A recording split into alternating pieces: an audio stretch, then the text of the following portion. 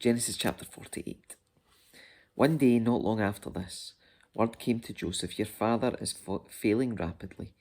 So Joseph went to visit his father, and he took with him his two sons, Manasseh and Ephraim. When Joseph arrived, Jacob was told, "Your son Joseph has come to see you." So Jacob gathered his strength and sat up in his bed. Jacob said to Joseph, "God Almighty appeared to me at Luz in the land of Canaan and blessed me. He said to me, I will make you fruitful, and I will multiply your descendants. I will make you a multitude of nations, and I will give this land of Canaan to your descendants after you as an everlasting possession.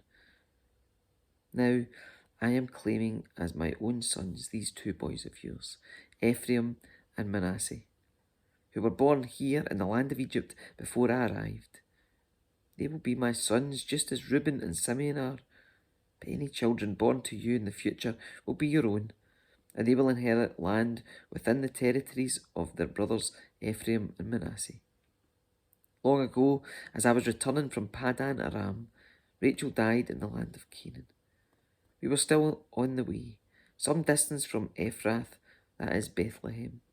So, with great sorrow, I buried her there, beside the road to Ephrath.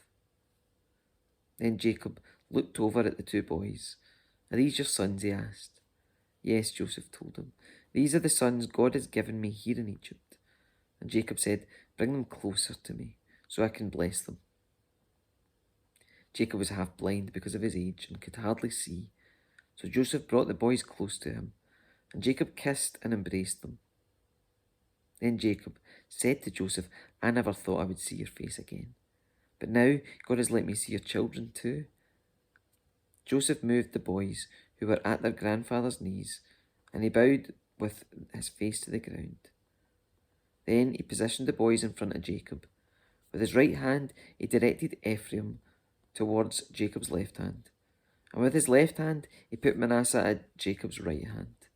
But Jacob crossed his arms as he reached out to lay his hands on the boys' heads. He put his right hand on the head of Ephraim, though he was the younger boy, and his left hand on the head of Manasseh, though he was the firstborn. Then he blessed Joseph and said, "May the God before whom my grandfather Abraham and my father Isaac walked, the God who has been my shepherd all my life to this very day, the angel who has redeemed me from all harm, may he bless these boys.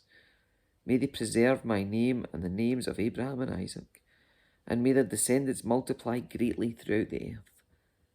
But Joseph was upset when he saw that his father placed his right hand on Ephraim's head. So Joseph lifted it to move it from Ephraim's head to Manasseh's head. "No, my father," he said, "this one is the firstborn. Put your right hand on his head." But his father refused. "I know, my son, I know," he replied. "I know Manasseh will also become a great people, but his younger brother will become even greater, and his descendants will become a multitude of nations." So Jacob blessed the boys that day with this blessing: "The people of Israel will use your names when they give a blessing. They will say, 'May God make you as prosperous as Ephraim and Manasseh.'" In this way, Jacob put Ephraim ahead of Manasseh. Then Jacob said to Joseph, "Look, I am about to die, but God will be with you and will take you back to Canaan, the land of your ancestors. And beyond what I've given your brothers, I'm giving you an extra portion of the land that I took from the Amorites with my sword and bow."